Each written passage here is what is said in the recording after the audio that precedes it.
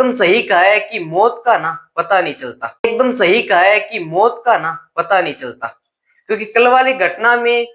आप प्लेन के 1 मिनट में प्लेन में बैठते हो और आपको यह कहा जाता है कि अपनी सीट की पेटियां मान लीजिए और हम अब क्या करने वाले हैं, टेक ऑफ करने वाले हैं, और अगली मिनट में उस प्लेन को क्रैश कर लिया जाता है, यानी क्रैश हो गई प्लेन, तो आपकी वहां क्या हो गई है, मृत्यु हो गई है। ठीक है, यानी यह बात एकदम सत्य और सकारात्मक है, क्योंकि कल वाली घटना आपके कुछ सेकंड और कुछ मिनटों की जिंदगी के साथ खिलवाड़ कर गई है। ठीक है, क्योंकि कल वाली घटना में हम बात करें उन 242 लोगों में जो 3 चेहरे इतने ज्यादा ट्रेंड में चल रहे हैं, जैसे गुजरात के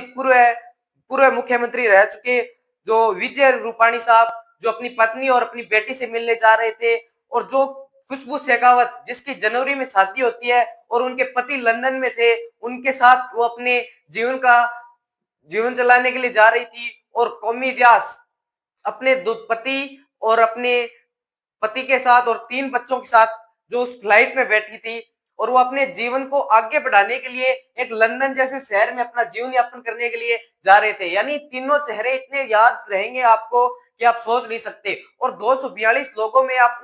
उनको देखोगे ना, तो 242 लोगों की देखने की बात करोगे तो आपको ऐसा लगेगा कि वहां पे एक अच्छी तरह से दर्दनाक घटना हुई है, क्योंकि 242 लोगों में आपको यह नहीं पहचान सकते कि किसका चेहरा किसके साथ मिला है, किसका चेहरा, क्योंकि वहां पे डीएनए टेस्ट करके है ना उन लोगों को देखा जा रहा है कि ये किसका है, ये किसका है। बल्कि ये 3 चेहरे इतने हैं कि आपको जरूर पता चल जाएगा कि विजय रूपाणी साहब और कौमी व्यास खुशबू शेखावत जो राजपूत बाड़मेर से बिलोंग करती थी, वो अपने पति के साथ वहां पे पति के साथ मिलने जा रही थी, वहां पे उनकी दुर्घटना हो जाती है। ठीक है, जिसमें हम बात करें तो उसमें कल कितने पैसेंजर थे, 242 पैसेंजर बताए जा रहे हैं, यानी कुल उनकी विमान में कितने पैसेंजर थे, 242 पैसेंजर बताए जा रहे हैं। ठीक है, मुख्य रूप से 169 पैसेंजर भारतीय थे और 169 भारतीय थे, 53 ब्रिटिश से, 1 कनाडियन था और 7 पुर्तगाली थे। यानी यह कितनी संख्या थी, यह उन विमान में बैठे हुए लोगों की थी। और वो विमान में बैठते हैं और विमान जैसे टेक ऑफ करती है तो आगे कुछ ही सेकंड में वहां से क्या हो जाती है, विमान क्रैश हो जाती है, और विमान क्रैश होने के कारण उन लोगों की मृत्यु हो जाती है। बल्कि इसमें एक चेहरा आप देखोगे ना, तो सीट नंबर 11A, जो कि सीट के इमरजेंसी खिड़की के पास जस्ट बैठा बंदा जिसकी हम बात कर रहे हैं, वो है रमेश गुप्ता साहब, यानी रमेश, सॉरी उसका नाम क्या है, उसका नाम रमेश विश्वनाथ था। रमेश रमेश नाम का एक शख्स जो